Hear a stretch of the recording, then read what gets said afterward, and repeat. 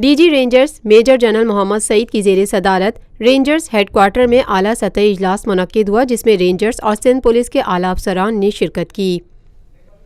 اجلاس میں ملک میں حالیہ دہشت گردی کی لہر کے تناظر میں سندھ بالخصوص کراچی میں امن و امان کی صورتحال کا جائزہ لیا گیا۔ اجلاس کے دوران ڈی جی رینجرز نے کراچی کی تمام حساس تنصیبات اور اہم مقامات سمیت دیگر علاقوں کی نگرانی کو مزید مؤثر بنانے پر زور دیا، جبکہ اس بات کا بھی فیصلہ کیا گیا کہ شرپسند عناصر کو کراچی میں امن و امان کی صورتحال کو بگاڑنے کی ہرگز اجازت نہیں دی جائے گی۔ اس موقع پر قانون نافذ کرنے والے اداروں کے درمیان روابط اور ہم آہنگی کو مزید بہتر بنانے اور اس سلسلے میں جوائنٹ آپریشنز کے لیے مربوط حکمت عملی مرتب کی گئی تاکہ کسی بھی ممکنہ دہشت گردی کے خطرات سے مزید مؤثر طریقے سے نمٹا جا سکے۔